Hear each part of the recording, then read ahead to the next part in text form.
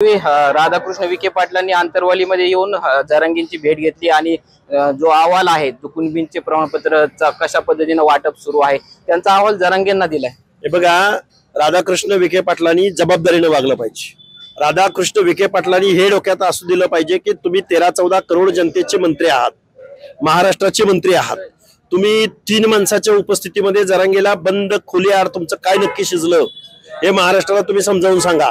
जो जरांगे मीडियाच्या समोर एखादा माणूस कानात बोलायला लागला तर त्याच्यावर डापरायचा, तो आता बंद दरवाजाच्या आड 2-3 माणसामध्ये विखे पाटलांबरोबर काय बोलला ते विखेनं महाराष्ट्राला सांगावं।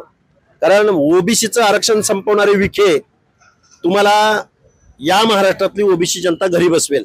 तुमचे किती कारखान्याचे पैसे आहेत आणि तुमच्याकडे किती वायनरीचे पैसे आहेत, आम्ही आजपर्यंत तुम्हाला मतदान दिलं, याचा अर्थ तुम्ही एका जातीचे नेते कधी होऊन बसला, तुम्ही जरांगेची भाषा कधीपासून बोलायला सुरुवात केली, आम्ही ओबीसी बांधव तुम्हाला याचा करारा जबाब देणार। यावेळी विखेंनी असं सांगितलं की मंडल आयोगाच्या स्थापनेवेळी शरद पवारांनी जर मराठा समाजाचा समावेश यामध्ये केला असता तर आज जातीय विषमता निर्माण झाली नसती।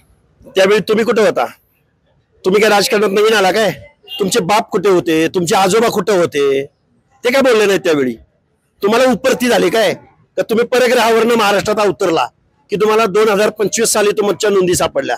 हे ओबीसीचं आरक्षण संपवण्याचं षडयंत्र आहे। विखे पाटलांनी कधीही माझ्या आमने सामने बसावं।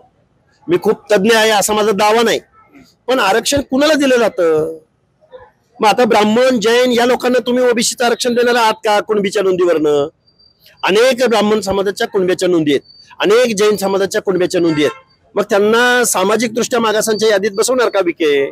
त्यामुळे विखे पाटलांच्याही डोक्यावर खरंच परिणाम झालाय। ते जरांगेच्या भूमिकेत येऊन बोलायला लागलेत, पण याचं उत्तर येऊ घातलेल्या कोणत्याही निवडणुका असोत ओबीसी बांधव या विखेंना त्यांचं जाब विचारतील, प्रश्न